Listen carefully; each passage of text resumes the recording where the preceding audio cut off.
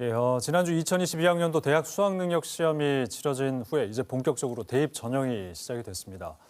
하지만 이 지역의 대학들은 학령 인구 감소와 또 수험생의 수도권 유출로 신입생 모집 정원을 채우기 위해서 안간힘을 쏟고 있는데요. 사립대뿐만 아니라 국립대도 예외는 아닙니다. 위기의 지역대학 생존 전략은 과연 무엇이 있는지 관련 내용 부경대학교 장영수 총장과 함께 자세히 짚어보겠습니다. 예, 총장님 어서 오십시오. 네, 반갑습니다. 신입생 유치에 지금 많은 힘을 쏟고 계실 것 같습니다. 네. 아마 많은 수험생들이 이제 상위권 대학을 지원한다는 명분으로 이제 수도권으로 쏠리는 현상이 나타나고 있는 건 사실 아니겠습니까? 그런데 또 문제는 정부의 지원도 수도권 대학으로 쏠린다. 이게 또 하나의 문제점으로 지적이 되는 것 같습니다. 네네. 어떻게 생각하십니까? 지금 우선 상황을 말씀드리면요. 예. 학령 인구 감소로 대학 지원 학생 수가 준다는 것은 이미 우리가 다 알고 있는 이야기고요. 예. 이번 수시 접수가 대학마다 다 마감이 됐습니다. 예. 근데 부산 지역의 경우 우리 학생들이 수시를 작성할 수 있는 게 이제 6곳을 지원을 할 수 있어요. 네. 그러면은 상식적으로 이제 6대 1이 되지 않으면은 미달이라고 봐야 되겠죠. 그렇네요. 예. 지금 우리 지역 대학들의 입학 지원율을 보면은 6대 1이 안 되는 곳이 상당히 많이 있습니다. 예. 다시 말해서 상당히 이제 힘든 상황에 벌써 직면하고 있다. 예. 이렇게 말씀을 드릴 수 있고요. 향후 10년 안에 4년제 대학이 한 3분의 1이 없어질 것이다는 예. 예측까지 나오고 있지 않습니까? 네. 이런 엄중한 상황 속에 이제 수도권 쏠림 현상이 진행되고 있다. 수도권이 쏠림 현상이 진행되는 그 이유에 대해서 우리가 좀 짚어봐야 되는데요. 예. 물론 좋은 대학들이 있다 이렇게 생각을 하시는데 좋은 대학이 있을 수밖에 없는 이유가 바로 이제 교육비가 우리가 관심을 가질 수밖에 없습니다. 정부에서 얼마나 지원을 하는지. 그래서 1인당 교육비를 보면은 수도권에 있는 대학들의 주요 대학들에 비해서 지역에 있는 주요 대학들이 1인당 교육비가 한 3분의 1 수준이다. 적게는 그런 정도 가지고는 교육의 질적 차이를 극복할 수가 없습니다. 그래서 이제 앞으로 그런 이제 지역과 수도권의 대학 간의 격차를 줄이기 위해서는 역시 교육비, 투입되는 교육비가 더 풍부해야 되겠다. 그리고 질적 차이가 나서는 안 되겠다라는 과제를 안고 있습니다. 정부의 지원적인 부분에서는 좀 지역과 수도권 형평성 맞는 지원이 좀 필요한 거고요. 지역의 이제 지역 대학이 왜 그럼 지원을 적게 받느냐라는 문제인데요. 적게 받는다기보다도 역시 부익부 빈익빈인 게 경쟁이라는 단어 속에 동일한 경쟁을 시켜버리면은 역시 그런 어떤 구조적인 이제 문제 진입 장벽이 꽤 높지 않나 이렇게 보이는 거죠. 지역 대학들도 그래서 좀 뭉쳐서 좀 대응을 해야 되는 거 아니겠습니까? 그렇죠. 초광역 지역 공유 대학 육성 이게 하나의 전략으로 제시가 된다고 하는데 어떤 내용이고 왜 이게 필요한지 짚어주신다면. 일단 공유 대학이라는 개념에 대해서 우리 이제 시청자분들께서 좀 이해를 하셔야 되는데 몇 개의 대학들이 또는 이제 관심 있는 대학들이 커리큘럼을 하나 두고 과목을 올려놓고 각각 올리는 거죠. 우리 학생들이 A 대학, B 대학, C 대학, D 대학을 다니면서 학점을 따면 돼요.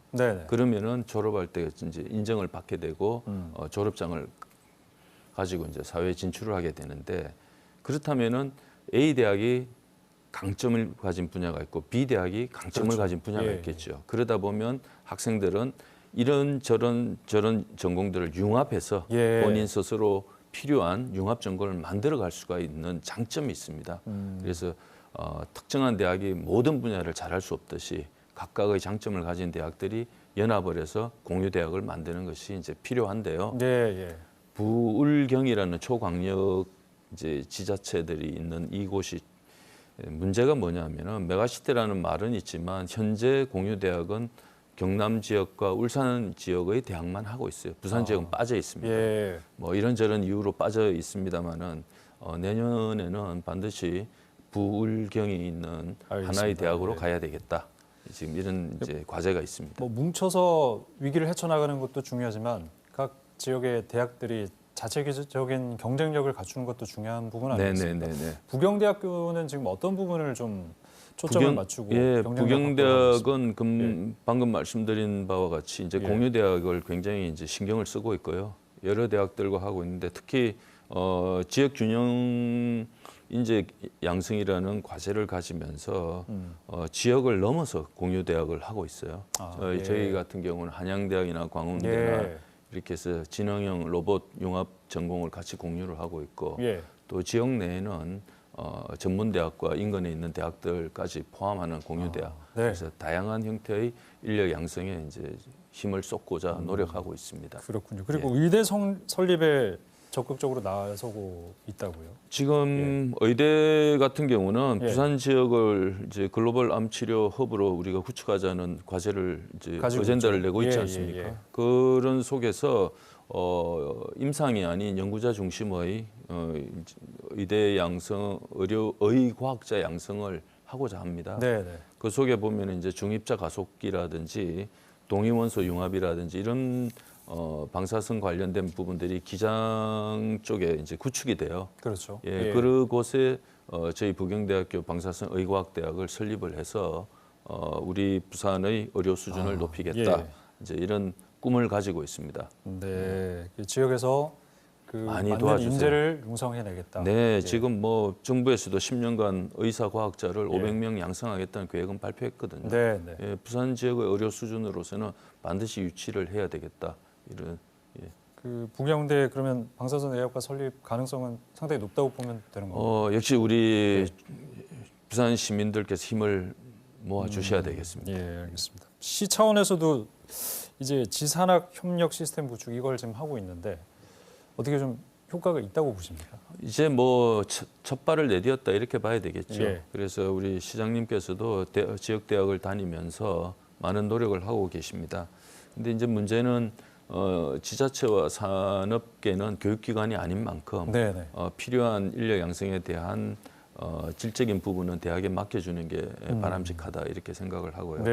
그런 측면에서 대학과 산업 그리고 지역이 협력을 하는데 수요와 공급의 불일치가 양적으로만 나는 것이 아니고 질적으로도 일어나고 있다. 그래서 질적인 부분이라는 것은 어떤 인재를 필요한가를 좀 정확하게 우리 대학에 제시를 해주시는 게 우선이 되는 것 같습니다. 그럼 거기에 맞춰서 이제 대학도 그렇습니다. 과정을 설립한다던가 그렇습니다. 시스템 구축이라는 게 바로 그런 게 아닌가 이런 생각이 듭니다. 그 이제 지역 대학의 위기는 곧 지역의 위기다라는 얘기를 하는데 뭐 지역 대학도 살리고 지역의 경제도 좀 살릴 수 있는 방안 총재님께서는 어떤 방법이 있다고 뭐 생각하시는지. 다른 거 있겠습니까? 젊은이가 떠나지 않고 생애를 걸고 정주할 수 있는 그런 이제 지역이 돼야 되고 젊은이가 떠나는 지역은 미래가 없습니다.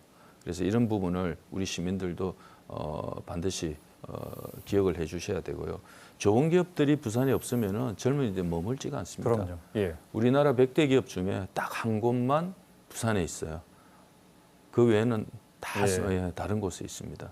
그렇다면은 그렇게 좋은 기업들을 우리가 많이 유치를 해야 되겠다. 그래서 좋은 부지를 기업들에게 제발 좀 제공했으면 좋겠습니다. 우리 부산 센텀밸리 정도 하나 구축하면 어떨까 이런 생각까지 해봅니다. 알겠습니다. 오늘 지역 대학의 생존 전략에 대해서 들어봤습니다. 부경대학교 장영수 총재님 말씀 잘 들었습니다. 감사합니다. 고맙습니다.